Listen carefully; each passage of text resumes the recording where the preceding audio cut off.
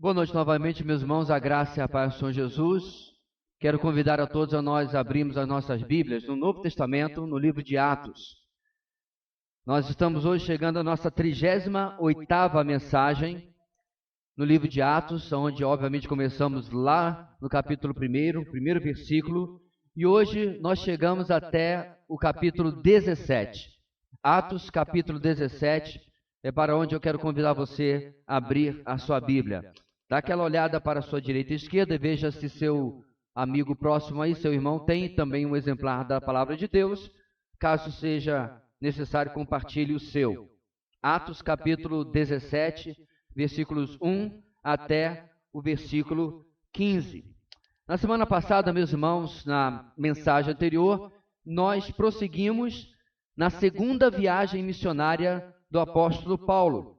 E nós o vimos chegar com a sua equipe em Filipos, indo aí já na Macedônia, atendendo ao chamado que ele havia recebido, a visão que ele havia recebido de um jovem que dizia: passa a Macedônia e ajuda-nos. Essa localidade é atualmente solo europeu. Esta viagem até lá, este local, se tornaria em Filipos uma das igrejas mais queridas, mais amadas pelo apóstolo e, inclusive, uma grande incentivadora e sustentadora do seu ministério. Quando Paulo está preso, ele escreve essa carta a essa igreja agradecendo pelo cuidado que eles tinham com o apóstolo Paulo. Ali, meus irmãos, eles levam em Filipos ao Senhor uma mulher chamada Lídia. Esta mulher era de Tiatira, não era de Filipos, Tiatira, que fica na Ásia. Curiosamente, falamos isso semana passada, o destino originalmente planejado por Paulo, contudo, impedido pelo Senhor. Então, Paulo desejava ir para a Ásia, Deus diz não, o envia para a Europa, para a Macedônia, mas lá ele encontra exatamente um habitante da região que ele antes planejava alcançar. Ali ainda, meus irmãos, eles são usados por Deus para libertar de um demônio uma jovem escrava que fazia, entre aspas, adivinhações.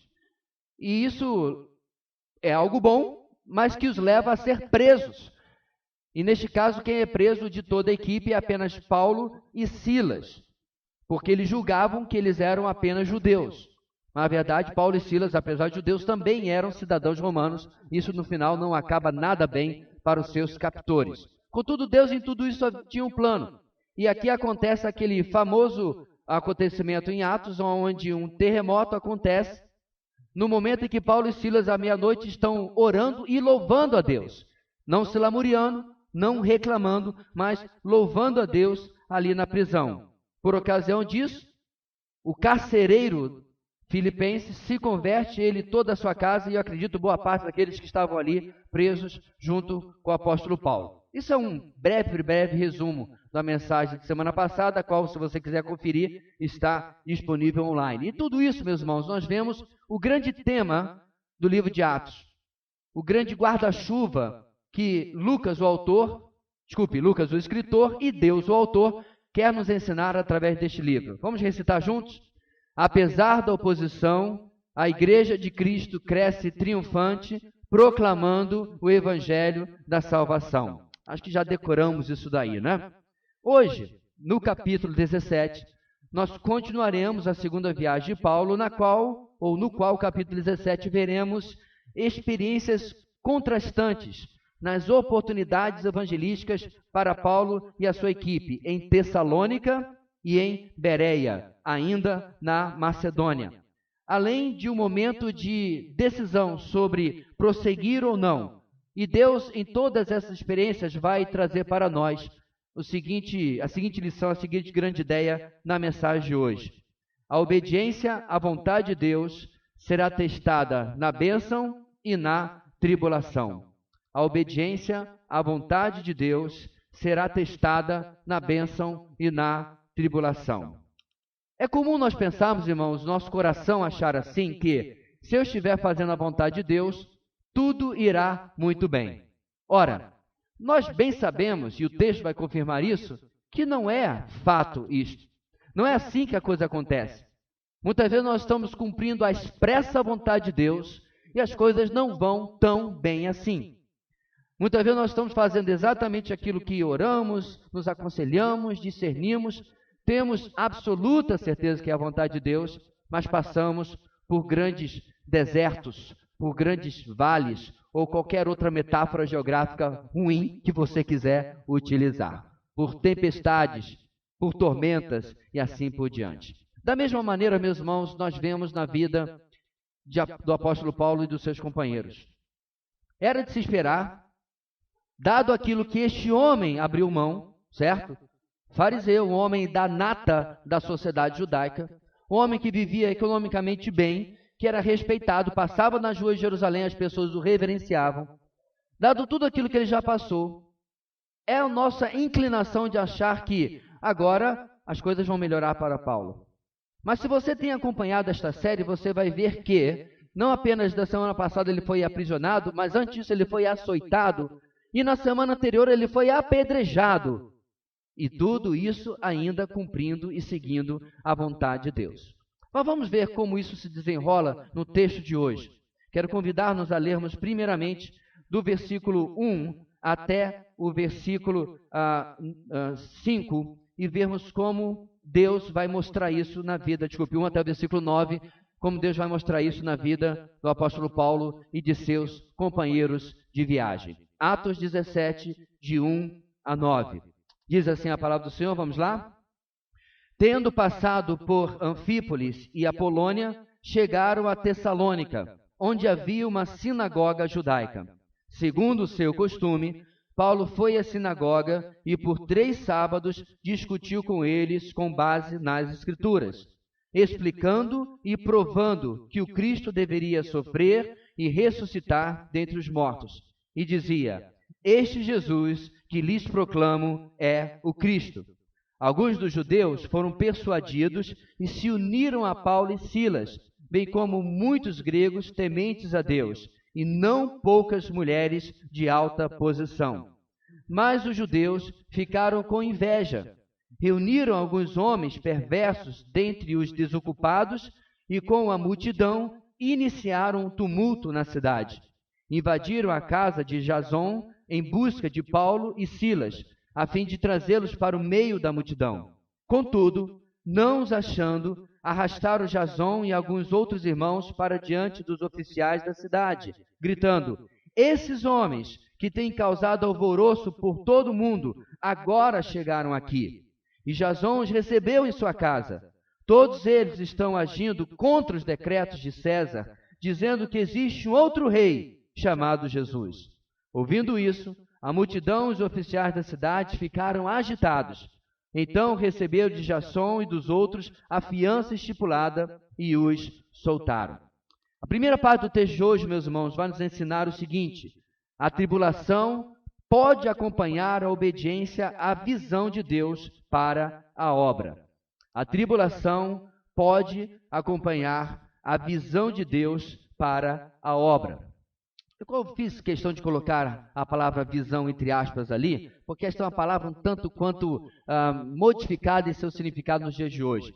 As pessoas falam sobre visões sobrenaturais ou a visão do seu ministério como se fosse a coisa mais fantástica e último acontecimento da história da igreja. Não é isso que eu estou me referindo aqui.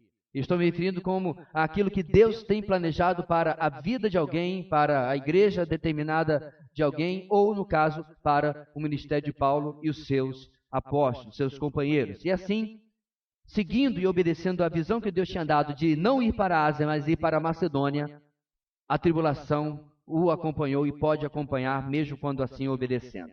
Muito bem, seguindo então, meus irmãos, nesta segunda viagem missionária, depois dos acontecimentos em Filipos, e depois de termos visto Lucas ficar lá para cuidar daquela recém-nascida igreja, o verso 1 não nos traz nenhuma informação sobre as cidades pelas quais eles passam em caminho de Tessalônica, no caso, Anfípolis e Apolônia. Apenas informa a chegada a Tessalônica. Portanto, não sabemos se ali foi feito algum tipo de trabalho, se ali foi estabelecida alguma igreja, mas o fato é de que não houve ali nenhum acontecimento que destacasse ou levasse Lucas a registrar a passagem por esta cidade. Contudo, quando chega em Tessalônica, a coisa muda. De Filipos a Tessalônica há aproximadamente 160 quilômetros, uma viagem longa para se fazer a pé. Não havia o expresso, não havia a carruagem ou qualquer coisa assim. Esse percurso era feito a pé, em alguns casos, com a ajuda de animais para carregar a bagagem. Mas eles seguiam por aquela via que eu falei semana passada, a via Ignácia, feita de pedras e que existe até o dia de hoje. Como eu falei, acho que a gente poderia aprender com os antigos romanos como fazer estrada, né? Porque para durar 12.000 anos, a coisa com certeza era feita com qualidade. A permanência nessa cidade de Tessalônica parece ter sido bastante longa, mais do que apenas os 3 sábados ou 3 semanas que são mencionados aqui. Por quê? Porque em Filipenses capítulo 4, versículo 15 e 16, Paulo menciona que eles, que inclusive conheciam Paulo há pouco tempo, haviam enviado sustento para Paulo enquanto ele estava em Tessalônica. Havia sido inclusive a única igreja que havia se somado ao esforço de Paulo para o trabalho em Tessalônica. E mais do que isso, Paulo também fala que ele trabalhou com as próprias mãos para o seu sustento. Então é provável que ele tenha ficado um bom tempo em Tessalônica para plantar e para fortalecer aquela igreja. E lá eles fazem como era o costume do trabalho missionário de Paulo. Eles encontram uma sinagoga judaica, que é um tanto quanto redundante o termo, mas apenas para ficar claro que era o lugar aonde os judeus se reuniam. Ali em Tessalônica eles vão até esta cidade, uma cidade importante, uma cidade maior do que as demais pelas quais eles tinham passado, e ali, diz o texto, por 3 sábados, versículo 2, eles discutem com eles, e agora olha o dado importante, com base nas Escrituras. Paulo vai até ali, meus irmãos, não para discutir as suas ideias. Ele não vai até ali para contar o seu testemunho no caminho de Damasco. Não vai contar como ele viu uma luz mais brilhante do que o sol e ouviu uma voz que dizia: Saulo, Saulo, por que me persegues? Tudo isso é verdade. Mas diz o texto que ele se resume ali a discutir, a debater com eles com base nas Escrituras. Meus irmãos, toda proclamação, todo o ensino, toda defesa da fé precisa seguir este exemplo de Paulo, isto é, precisa partir das Escrituras e não das nossas próprias ideias e pensamentos. Mesmo nos círculos sobre apologética, sobre defesa da fé, eu até acredito que você pode usar elementos da ciência e de tantos outros para comprovar a necessidade de um criador, de um design divino, de um design inteligente, tudo isso. Mas eu tenho a convicção de, tal como Paulo faz aqui, o ensino e aquilo que a revelação da palavra de Deus nos dá, que é a matéria-prima, a ferramenta que o Espírito Santo usa para convencer os corações e voltá-los das trevas para a luz, do mundo para Cristo. E é isso que Paulo faz aqui, como estes que estavam aqui, meus irmãos, na sinagoga eram judeus e, portanto, conhecedores do Antigo Testamento, tal como ele havia feito em outras sinagogas, Paulo busca convencê-los da messianidade de Cristo. Aliás, desculpe que isso também é um redundante, porque a palavra Cristo significa Messias, exatamente. Então ele está, deixa eu trocar, tentando convencê-los da messianidade de Jesus, provar de que aquele a quem ele estava anunciando era o Messias, é o Messias prometido no Antigo Testamento. O centro do argumento bíblico de Paulo, meus irmãos, no versículo 3, é que o Messias, o Cristo, iria sofrer, obviamente morrer e ressuscitar ao 3º dia. Sabe por que eu acho isso curioso, meus irmãos? Porque hoje as pessoas querem convencer as pessoas a seguir a Deus com todo tipo de discurso que não inclui isso daqui. Anunciam o Cristo que ama, por exemplo. Isso é verdade? É. Mas já parou para pensar que Paulo não vira para esses judeus e diz: pessoal, Jesus te ama? Já parou para pensar que Paulo não vira para esses e diz: olha, Deus tem um plano maravilhoso para a sua vida? E todos esses chavões que nós ouvimos hoje nos evangelismos que se usa hoje. Agora deixa eu deixar claro, Jesus nos ama. Ele ama todas as criaturas. Agora não se cita tão especial assim porque ele ama também a samambaia e o cachorro de rua. Porque nós queremos colocar às vezes as pessoas tão para cima Mas nós esquecemos que elas, apesar que Deus as ama e Jesus as ama, elas ainda são objeto da ira de Deus. Não é contrastante? João capítulo 3, aquele que tem o filho tem a vida, mas aquele que não tem o filho, a ira de Deus sobre ele permanece. As duas verdades são reais. Deus ama a sua criação, contudo, sem a reconciliação através da cruz, essa criação está debaixo de maldição e debaixo da ira de Deus. É em Jesus que a maldição é rompida, é cancelada, e nós somos colocados plenamente debaixo da graça de Deus. E o que eu acho marcante, meus irmãos, é que Paulo não economiza, ele não floreia, ele fala a verdade como ela realmente é. E olha o detalhe, tem resultado.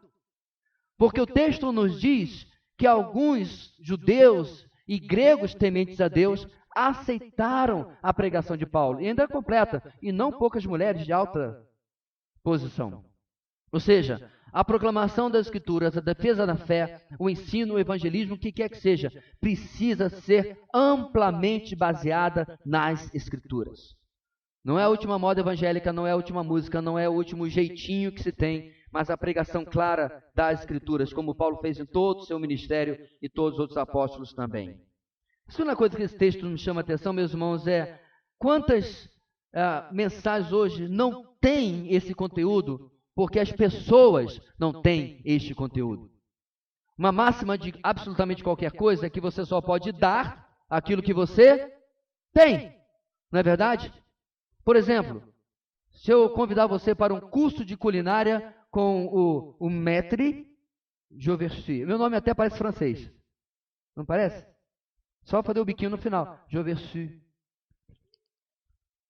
Eu vou lhe garantir que você vai conseguir fritar um ovo na água, que é uma maravilha.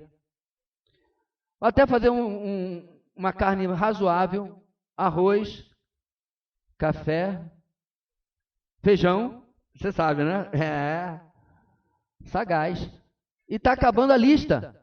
E o meu curso não vai valer absolutamente nada em termos de diploma, de certificado, de coisa alguma.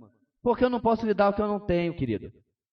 Eu não tenho expertise, eu não tenho conhecimento culinário.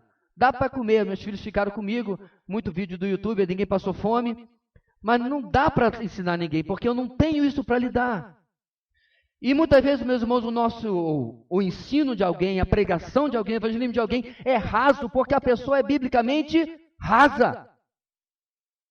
Mas não o apóstolo Paulo. Deus o escolhe, meus irmãos. O que é algo, inclusive, interessante, porque ele não chegou no caminho de Damasco e diz: Saulo, Saulo, por quem persegues? Estou pensando que você deveria me seguir. Que tal? É não isso que está no seu texto. Deus dá uma ordem a Saulo, ele vai para Damasco e passa a seguir a Jesus. Acabou. Não tem esse convite meloso, não tem música em tom menor, enfim. Mas Paulo agora, era um homem conhecedor das Escrituras. Então, querido, você quer ter um evangelismo profundo? Conheça a palavra de Deus. Você quer ter uma apologética, uma defesa da fé profunda? Conheça a palavra de Deus. Você quer ter um ensino, um discipulado profundo? Conheça a palavra de Deus. E como eu falei, o resultado vem logo no verso 4. Creram na mensagem de Paulo, diz o texto, judeus e gregos tementes a Deus, isto é, que já seguiam, já buscavam o Deus de Israel através do judaísmo, e diz o texto, mulheres de alta posição, algumas delas. Porém, no verso 5, tal como em outros lugares, os bons resultados não chegam sem a sua quantidade de problemas. Os judeus que não aceitaram a mensagem de Paulo, movidos por inveja, é o que diz Lucas, aproveitam de homens a melhor estipe possível, perversos e desocupados, para tentar trazer Paulo e Silas para o meio da multidão. Não conseguem, e aí pegam aqueles que haviam abrigado Paulo e Silas e os seus companheiros, um homem chamado Jason. E a multidão, meus irmãos, começa a se avolumar, e diz o texto que eles fazem uma acusação que em absoluto é verdade. Estes homens têm causado alvoroço. Aonde? O que eles fizeram? Eles foram até a sinagoga, e como nós explicamos em outras mensagens, sempre que você é um visitante, um judeu vindo de outra cidade, você chegava na sinagoga da cidade, e era o costume reconhecer o visitante, certo? judeu, irmão de fé como você, e perguntar se ele tinha uma palavra de exortação, queria ler o texto bíblico e assim por diante. E é isso que eles fizeram. E trouxeram a palavra, alguns aceitaram e a vida seguiu. Segue o jogo? Não. Eles inventaram. E olha aqui a acusação interessante, irmãos, porque essa acusação acabou se transformando em uma marca elogiosa da fé cristã. Esses homens que têm causado alvoroço por todo mundo, agora chegaram aqui. Uma outra versão diz, aqueles que têm transtornado o mundo. Outra versão ainda diz, aqueles que viraram o resto do mundo de cabeça para baixo. Juntando todas essas, meus irmãos, eles estão querendo dizer, eles trouxeram alguma coisa ruim. E nós estamos aqui para denunciá-los. Agora deixa eu deixar uma coisa clara. Realmente, o cristianismo causa alvoroço, transtorno e coloca o mundo de cabeça para baixo. Deixa eu explicar por quê. O Império Romano estava indo muito bem. Porque apesar de você ser um súdito forçado do Império Romano, se você não causasse transtorno, era bom, porque a Pax Romana caía a criminalidade mais do que o Moro. Ninguém se arriscava a ser bandido, porque o risco era ir para a cruz, como os dois ladrões ao lado de Jesus. Então a Pax Romana, irmãos, era bom. Veja bem, não estou aqui defendendo regimes totalitários. Eu estou dizendo apenas que, se você não pode fazer nada contra o Império, era bom ser súdito do Império. A única coisa que você tinha que fazer era, de vez em quando, acender um incensozinho para o imperador. E dizer que ele era um deus. Camarada que cansava, que ficava grisalho ou careca, ficava barrigudo, envelhecia e morria. Mas aparentemente ele era Deus e precisava ser adorado. Mas aí surge, além dos judeus que já eram problemáticos, mas pelo menos estavam lá na Judéia, no cantinho deles, ou nas sinagogas nas outras cidades romanas, surge uma nova fé que, diferentemente dos judeus, não respeita nem fronteiras, nem cultura, nem raça, nem língua, nem povo. Muito pelo contrário. Uma fé que possui uma promessa de que vai alcançar pessoas de todo o povo, língua, raça, nação e etc, etc. E aí o que acontece? Mais e mais cidadãos romanos não querem mais cultuar o imperador. E os romanos começam a chamar esses de ateus. Por quê? Porque não acreditavam no culto ao imperador, nem de nenhum dos deuses greco-romanos. Essa semana, em família, nós lemos sobre a vida de Policarpo de Esmirna. Um velhinho de 86 anos. Quando ele foi acusado de ateísmo por não adorar as divindades greco-romanas, e a multidão dizia para Policarpo de Esmirna, abaixo os ateus, abaixo os ateus. Policarpo, 86 anos, apontou para a multidão e disse, não, abaixo os ateus. Pouco tempo depois ele foi martirizado na fogueira. O ponto aqui, meus irmãos, é que o cristianismo causa transtorno. Ele é exclusivista. Você não pode ser cristão e outra coisa. Você não pode servir a Deus e a Cristo e... O cristianismo é exclusivista. Nesse ponto, sim. Ele causa transtorno aonde ele chega. E essa tribulação veio para junto dos apóstolos. E assim, meus irmãos, o texto continua. E eles pagam a fiança. E a coisa se dissolve. E eu acredito que os judeus que causaram essa confusão toda e essas acusações não gostaram disso. E mais adiante eles vão tentar causar mais transtornos para Paulo e os seus companheiros. Meus irmãos, Deus muitas vezes irá nos apontar um caminho a seguir para cumprir a sua vontade. Contudo, nós estejamos seguros de uma coisa, que isso não significa que o caminho será tranquilo.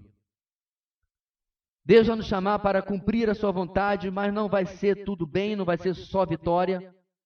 A obediência àquilo que o Senhor nos der como a sua visão, a sua vontade, pode vir acompanhada de dificuldades, de dor e sofrimento. Algo que, inclusive, o apóstolo Paulo sabia desde o dia da sua conversão. Porque o homem que auxiliou Saulo na época, nos primeiros momentos, um homem chamado Ananias, ouviu de Jesus, dizendo, este para mim é um vaso escolhido. Eu vou mostrar a ele o quanto ele irá sofrer pelo meu nome. Eu quero dizer isso para você, meu irmão, porque nós vivemos um país em absoluta e até ridícula liberdade. Esta semana, 11 dos nossos irmãos não falamos a mesma língua. Não conseguiríamos até orar juntos e entender um ao outro. 11 dos nossos irmãos, à semelhança de alguns anos atrás, foram mortos por extremistas islâmicos pelo único fato, único crime, única transgressão de crer em Cristo, assim como eu e você. E diante disso, meus irmãos, nós precisamos ajustar o nosso medidor. Quantas vezes nós reclamamos de algo, quer seja no ministério, quer seja na nossa própria vida pessoal, na família, na igreja, porque não está indo como eu gostaria. Não passei naquele concurso, não deu certo aquele projeto, não foi como eu gostaria, mesmo no ministério. Mas Paulo começa aqui, meus irmãos, esse texto nos deixando a lição, melhor dizendo, do Senhor, de que mesmo quando fizermos a vontade de Deus, nem sempre as coisas vão como nós gostaríamos. Por outro lado, pela misericórdia e graça de Deus, essa não é a única faceta do ministério e da vida com o Senhor. Nos versículos 10 até o versículo 12, nós temos um cenário completamente diferente do cenário de Tessalônica. Quero convidar-nos a nós lermos e vermos como esse texto continua nos ensinando no dia de hoje. Diz assim a palavra do Senhor, todos juntos, versículo 10. Logo que anoiteceu, os irmãos enviaram Paulo e Silas para Bereia. Chegando ali, eles foram à sinagoga judaica. Os bereanos eram mais nobres do que os tessalonicenses, pois receberam a mensagem com grande interesse, examinando todos os dias as Escrituras, para ver se tudo era assim mesmo. E creram muitos dentre os judeus, bem como dentre os gregos, um bom número de mulheres de elevada posição e não poucos homens. Em segundo lugar, porém, resultados surpreendentes também nos podem ser agraciados por Deus. Porém, em contraste com o primeiro ponto, resultados surpreendentes também nos podem ser agraciados por Deus.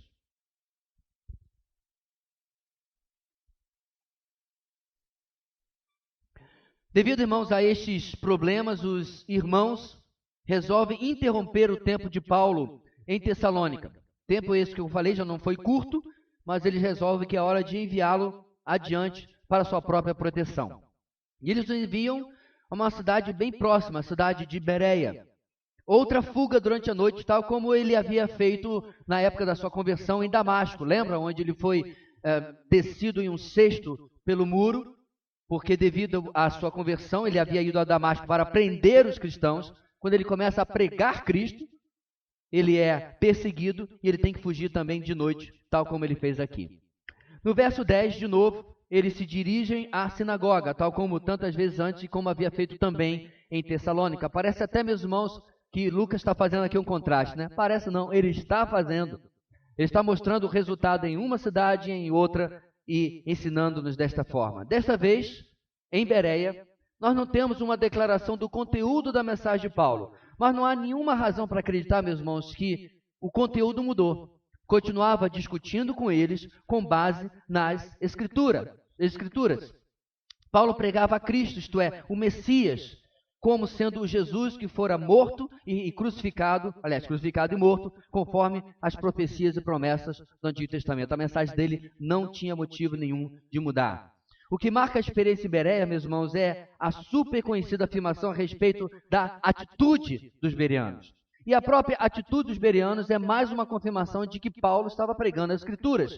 Porque o texto diz, no versículo 11, os bereanos eram mais nobres do que os tessalonicenses, pois receberam a mensagem com grande interesse, examinando todos os dias as Escrituras, para ver se tudo era assim mesmo. Ou seja, ouviam as Escrituras por parte de Paulo e eles mesmos comparavam para ver se era verdade. Eles são chamados no nosso texto de nobres, palavra que originalmente denota alguém de elevada posição e instrução, ou seja, capaz de usar a lógica e o raciocínio, em contraste com o típico plebeu, o qual não tem acesso a tanta educação e é praticamente impossível que pudesse examinar assim. Interessante o uso da palavra, porque eles eram plebeus que estavam aqui. Não eram de nobre nascimento, mas comportavam-se de maneira nobre, porque em lugar de apenas rechaçar e acreditar em crendices ou ficar fechados naquilo que eles acreditavam antes, eles pensaram, Deixa eu examinar. Você já pensou, meus irmãos, como seria maravilhoso se cada pessoa que você conversasse usasse mais lógica do que sentimentos? Em absolutamente tudo. Política, esportes, o que for. Quanto mais a fé. Mas o que você vê hoje, meus irmãos, as pessoas respondem, como está uma expressão comum hoje, muito mais com o fígado do que com o cérebro. Ou seja, com as emoções, com o ímpeto, defendendo aquilo que ele está acostumado a acreditar, e não necessariamente aquilo que ele é levado pela lógica a acreditar.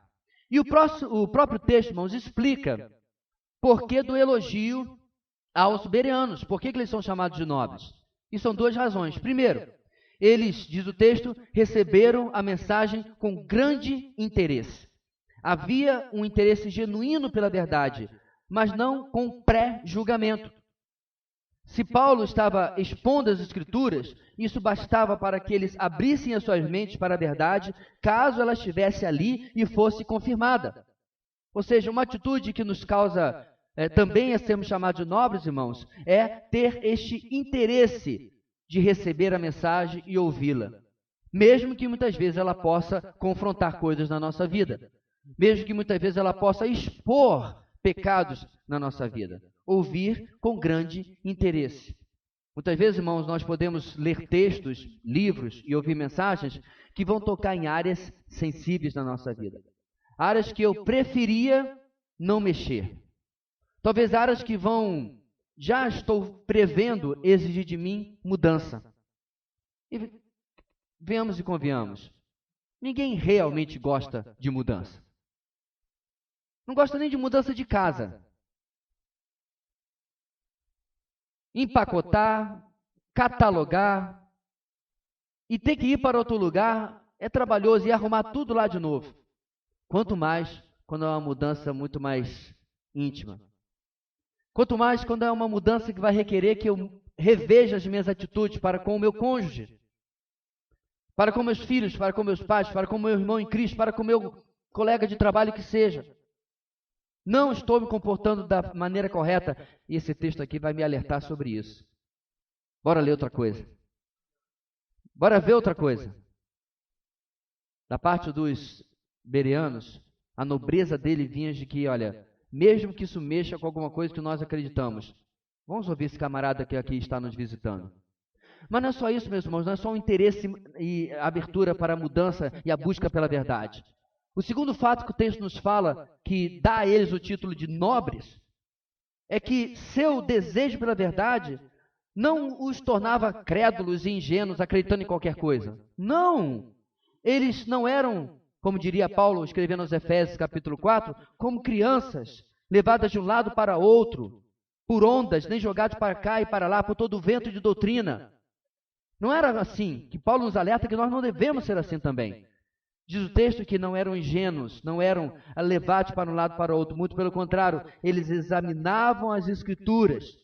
Eles se engajavam com cuidado para estudar aquilo que eles ouviam e saber se as informações debaixo de análise resistiam. Irmãos, isso é muito bom.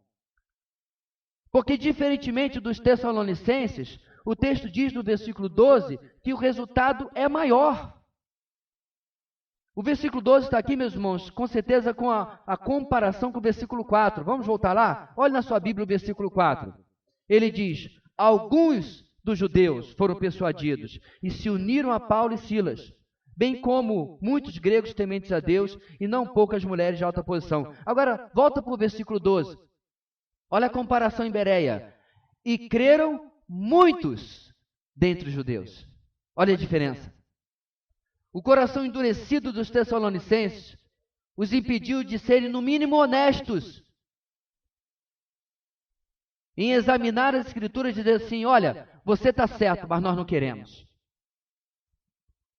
Deixa a gente ficar na nossa ignorância. Por outro lado, foi o que eles fizeram. Deixa a gente ficar na nossa ignorância, porque é melhor ficar na ignorância do que ser confrontado nos caminhos que nós temos escolhido. Continuando, e creram muitos dentre os judeus, bem como dentre os gregos. um bom número de mulheres de elevada posição, e ainda acrescenta, e não poucos homens. A colheita de vidas em Bereia foi maior, porque os corações foram mais agraciados por Deus por quererem a verdade e examinarem as Escrituras. A mudança, meus irmãos, em cada categoria de pessoas está aqui, mas a grande diferença é se creram muitos em comparação com os alguns de Tessalônica. Deus derramou da sua graça e o ministério floresceu nesta cidade, tal como diria Paulo em Romanos 9, versículo 18. Portanto, Deus tem misericórdia de quem Ele quer e endurece a quem Ele quer. E assim, meus irmãos, ele alcança as pessoas, derramando a sua graça sobre o trabalho que Paulo está fazendo aqui. O que esse texto nos ensina, meus irmãos, de importante? Querido, não desista de cumprir a vontade de Deus. Não desista do trabalho para o qual você foi colocado neste mundo. Você não foi colocado neste mundo para colecionar diplomas. Você não foi colocado neste mundo para alcançar grandes bens ou nome para si mesmo. O livro de Atos já determina a razão pela qual você foi colocado neste mundo e alcançado por Cristo. Atos 1, versículo 8. Vocês serão minhas testemunhas. Esta é a razão central da vida do cristão. Porque absolutamente, meu querido, todas as capacidades que você tem na sua vida, todas as ocupações que você tem na sua vida, quer seja emprego, quer seja um matrimônio, todas elas um dia vão cessar. Um dia você vai se aposentar, espera-se. Um dia você não vai estar mais casado. Porque ou você vai ser viúvo ou viúva, ou você vai deixar alguém viúvo ou viúva. Pastor, que coisa lúgubre para um domingo à noite, mas é alguma mentira? São os fatos da vida, infelizmente. Tristes, mas fatos da vida. Tudo na sua vida, meus irmãos, vai mudar e vai perder importância. Eu não acordo mais de manhã e ligo para o meu papai dizendo assim, papai, o que eu faço hoje? Ele ia pensar que eu bati a cabeça, estou lelé. Com mais de 40 anos, está perguntando ao meu pai sobre o que eu vou fazer da vida. As situações mudaram. Sabe o que eu vou ser, meus irmãos, até o último suspiro da minha vida? Testemunha de Cristo. Isso jamais irá mudar. E para cada testemunho de Cristo, meus irmãos, os resultados surpreendentes também podem ser agraciados por Deus. Quando nós olhamos para Bereia, nosso coração deve se encher de motivação, de esperança para trabalhar para esse Deus. Pode ser que haja resultados como Tessalônica, difíceis e até que causem tribulação e perseguição, mas haverá também resultados como de Bereia. E vale a pena trabalhar para esse Deus. Igreja do Senhor, ouça o que o Senhor disse a Paulo mais adiante em Atos. Eu tenho muito povo nesta cidade. Há vidas a serem alcançadas. A gente que está vivendo na miserabilidade do pecado, acha que está feliz por causa do seu emprego, por causa das coisas que estão conquistando, mas ainda precisam de Deus e de salvação, a única coisa que dá real sentido à nossa vida. As dificuldades e o sucesso do ministério de Paulo nos levam à convicção de que vale a pena trabalhar para esse Deus, que vale a pena obedecê-lo. Mas quando nós estivermos obedecendo e trabalhando para Deus, irmãos, nós precisamos crescer em discernimento sobre o que fazer. Nós já falamos sobre isso quando Paulo, em lugar de ir para um lado, vai para outro, recebendo de Deus discernimento e sabedoria sobre o que fazer na sua vida. Isso mais uma vez vai acontecer agora. Vai ser necessário para eles pensarem, é prudente ficar em Bereia? É prudente ficar nessa região? O que nós devemos fazer? Sabe por quê? Descubra. Vamos ler juntos, irmãos, os versículos 13 até o versículo 15. Diz assim a palavra do Senhor: quando os judeus de Tessalônica ficaram sabendo que Paulo estava pregando a palavra de Deus em Bereia, dirigiram-se também para lá, agitando e alvoroçando as multidões. Imediatamente, os irmãos enviaram Paulo para o litoral, mas Silas e Timóteo permaneceram em Bereia.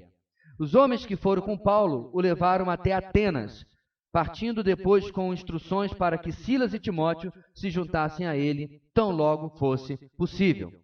Para terminar, meus irmãos, nossa meditação desta noite, diante da oposição, é preciso discernir o momento de retroceder. diante da oposição, é preciso discernir o momento de retroceder. Na seção final do nosso texto, o verso 13 começa nos informando que os judeus de Tessalônica não se contentaram com o que havia causado a Paulo e seus companheiros lá na sua cidade natal.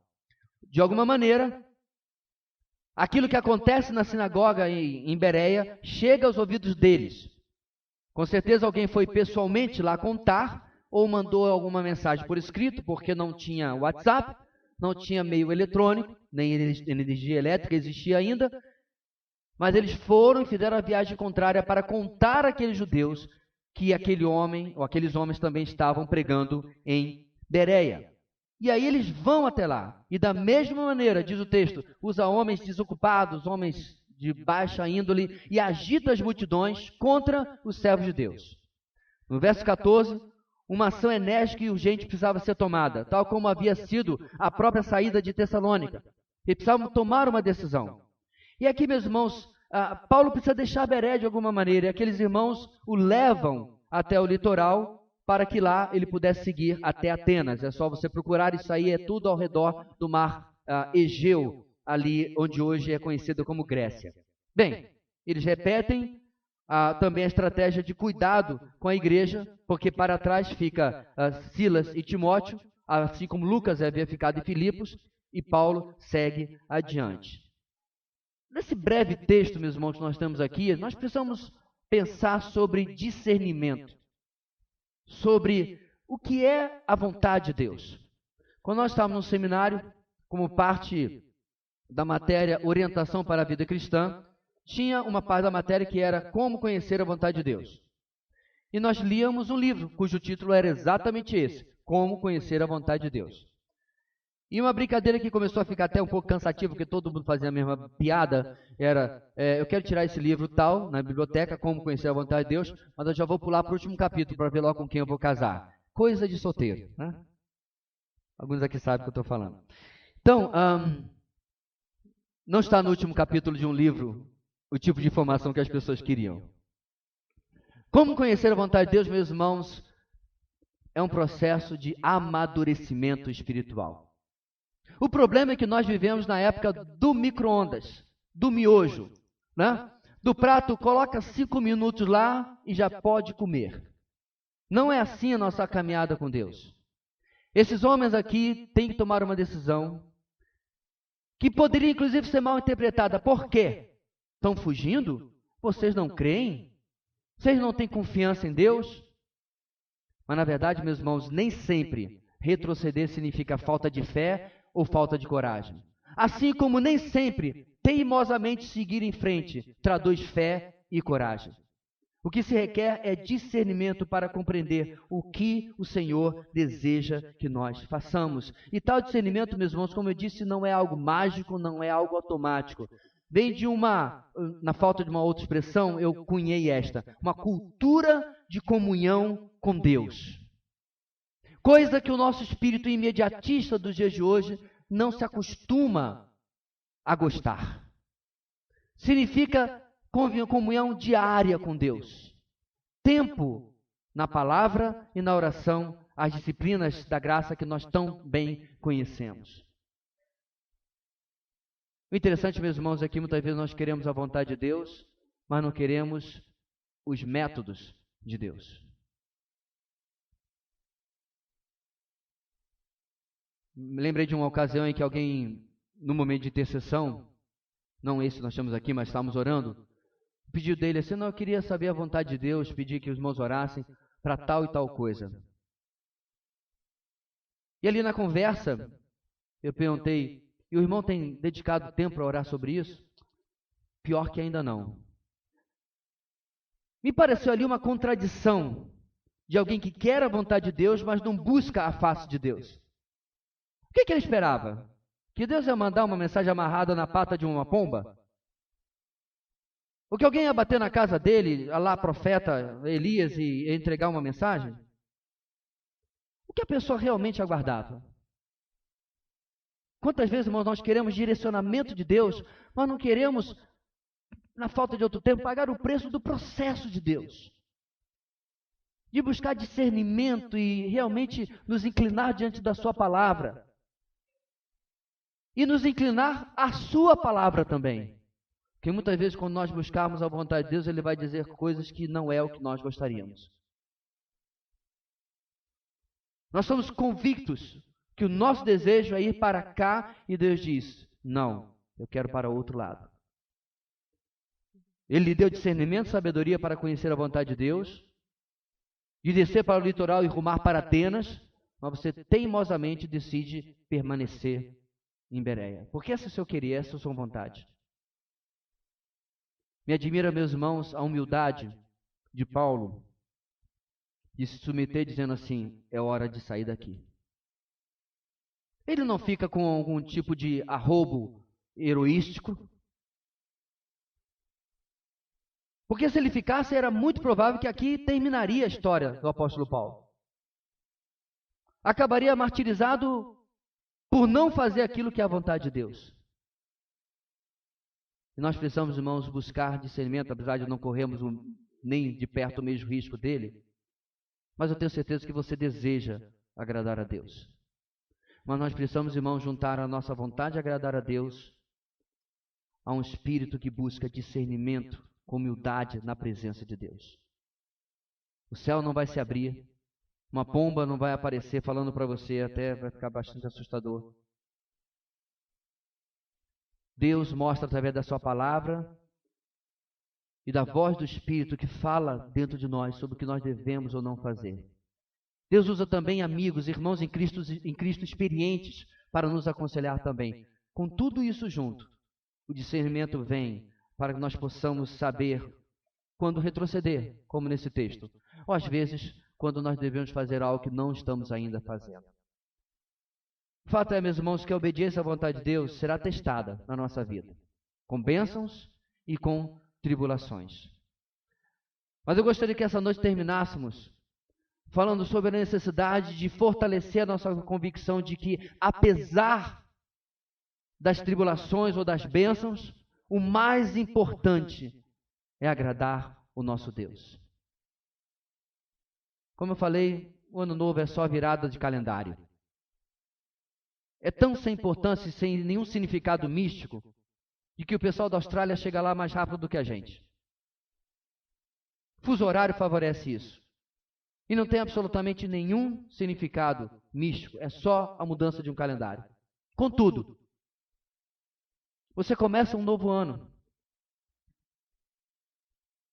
E muitas igrejas começam nesse novo ano dizendo, esse é o ano da vitória, o ano da prosperidade, o ano da colheita, o ano disso, o ano daquilo. Quem sabe possa ser para nós, meus irmãos, 2020, o ano de fazer a vontade de Deus. Eu sei, não fica bonito numa faixa. Não dá nem para fazer música direito. Mas é muito mais perto da palavra de Deus e daquilo que nós ouvimos hoje do que as outras alternativas. Porque talvez, querido, você já tenha planejado para 2020 o ano de passar no concurso, o ano de melhorar seu salário, o ano disso ou daquilo. Mas faltou pensar, Senhor, o que o Senhor tem para mim nesses próximos meses da minha vida? O que o Senhor deseja para mim? O que o Senhor deseja para minha família? Porque uma coisa eu sei, a vontade dele sempre será boa, perfeita e agradável para ele. E nós temos o privilégio de participar da vontade dele quando nos submetemos. Vamos orar. Deus querido, muito obrigado pelo texto de hoje, preservado através da pena de Lucas, para nos mostrar que não vale a pena ter uma visão romantizada da vida contigo ou do ministério. A realidade é esta. Trabalho duro, às vezes com resultados difíceis, às vezes com resultados para lá de abençoadores e maravilhosos, mas que principalmente necessita de discernimento sobre a tua vontade. Ajuda-nos, ó Deus, a viver aquilo que o Senhor tem nos mostrado e ansiar por isso, desejar, como nossos irmãos em Bereia, a verdade, abrir nossa mente e examinar nas Escrituras dia após dia, se estamos andando e nos conduzindo no caminho que o Senhor deseja para nós. Dá-nos uma semana onde possamos ser provados naquilo que ouvimos hoje na Tua Palavra e sermos aprovados pela Tua graça. É o que oramos em nome de Jesus. Amém e amém.